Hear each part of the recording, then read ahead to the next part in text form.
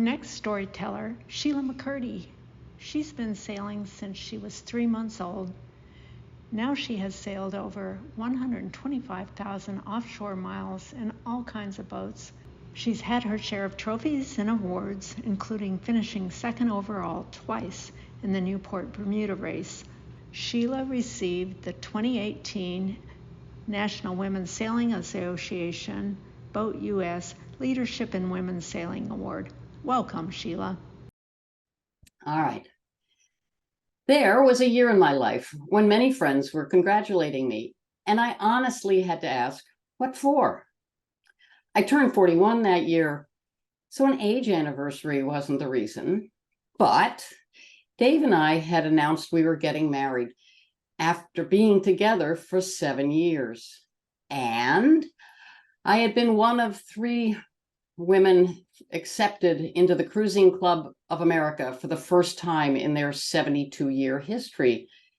It is a highly selective club of 1,200 men, I might add. And the boat I skippered and navigated came in second overall in the Newport Bermuda Race. As you probably know, one of the premier ocean races in the world. So replying, what for, made sense. None of these things could have been guaranteed when I started offshore sailing in my 20s. Offshore sailing, and especially racing, was always male-dominated, and the few women on the boats were usually wives of the owners or the cooks.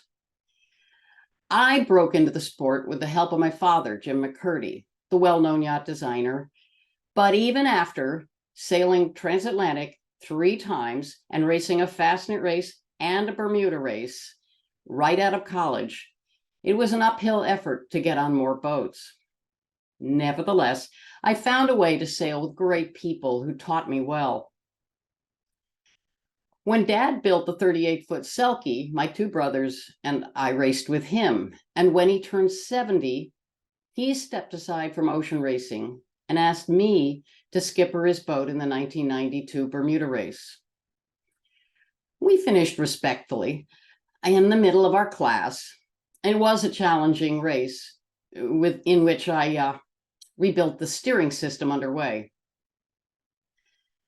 After the finish, the Royal Bermuda Gazette sent a reporter to interview the 2 lady skippers in the fleet of 150 boats.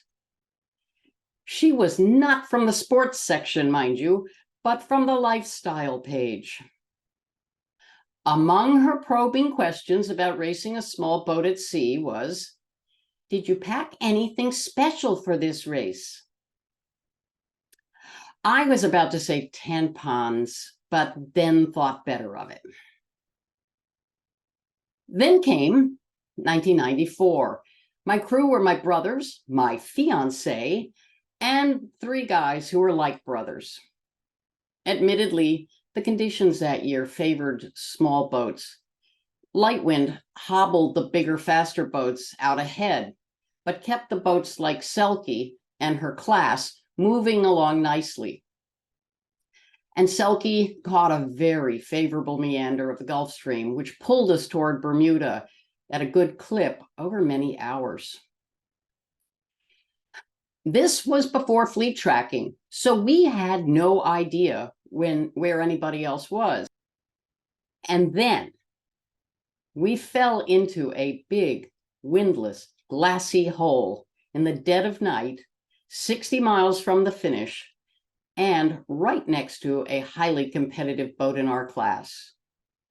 With great guile, we got our 10-ton sailboat moving with wisps of air molecules, first quietly celebrating 1/10 of a knot, and we doubled our speed to 2/10. It was slow and laborious. Finally, momentum built to 3 and 4 knots. In the light of day, and much to our surprise, we finished off St. David's Light, surrounded by much bigger boats, boats like 44 feet. The boat that had been right next to us in the hole finished 6 hours later. Some observers said that with so much family crammed on board a small boat, we clearly were inspired to get to the finish line as fast as possible. The only boat that beat us on corrected time was skippered by the commodore of the Cruising Club of America.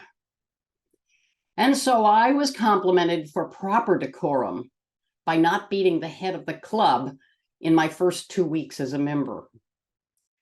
And more importantly, I was also given credit for assuring that Cruising Club members swept the top prizes. My fellow members seemed very happy to have admitted a few women when they did.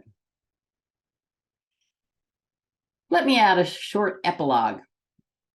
I am happy to report, yes, I am still married to Dave, coming up on 30 years. Selkie came in second overall again in 2008 and second in class in 2016. And since that first time, no one has ever asked me what I packed. And I was elected Commodore of the Cruising Club in 2009, the youngest Commodore in 40 years, which no one seemed to notice. Oh, and yes, the first and so far only female. So when people congratulate me, I still ask, what for? Thank you. I understand that there was another woman skipper in that race. Did the lifestyle reporter also interview her? Yeah, it was interesting. They had the reporter had spoken to the other woman skipper who was trying to get sponsorship for a round the world race with an all-woman crew. And the reporter said to me that this other skipper had said that what she liked about sailing with women is that they had no ego. Now, to my mind, first of all, if somebody tells me I don't have an ego, that is terrible. Yes, I have an ego. I don't have a super ego, but I have an ego. The second thing is that this woman definitely had a super ego, and somehow she was able to get that line out with a straight face. Then the reporter asked me, so you are sailing with all men. Are you trying to make a point? I was sitting in the cockpit of the boat, surrounded by all of my crew, listening to this. And I just had to be honest and say, I sailed with these 6 guys because they know the boat and I know they'll get us to Bermuda in a hurry. No, I sail with the people I want to sail with and the people who are able to come. Thanks so much for doing it. Okay.